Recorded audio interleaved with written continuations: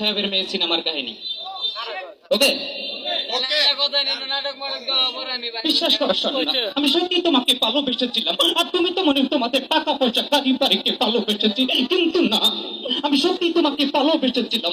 আজ অনুষ্ঠানে দাওয়াত করেনি, তুমি আমাকে অপমান করলে, আমার মাকে তুমি অপমান করলে, কিছুই করতে পারলাম না। কেন জানেন? কারণ একটাই, আমি বস্তির ছেলে, রাস্তার মানুষ, তার কোনো প্রতিবাদ করতে পারি না। কিন্তু আপনিও শুনে রাখেন ম্যাডাম, আমি সবকিছু ভুলে যাব, কিন্তু আমার মায়ের কপালে রক্তের কথা আমি বলতে পারবো না।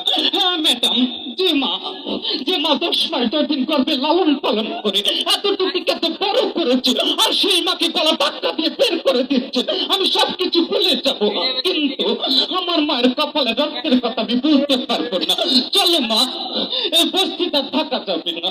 দুঃখ শুধু একটাই, নিজের বাবা হয়ে আমাকে লাথি মেরে এখান থেকে চলে গেল, সেই বাবাকে আমি বাবা বলে স্বীকার করি না। চলো মা, গুড বাই ম্যাডাম।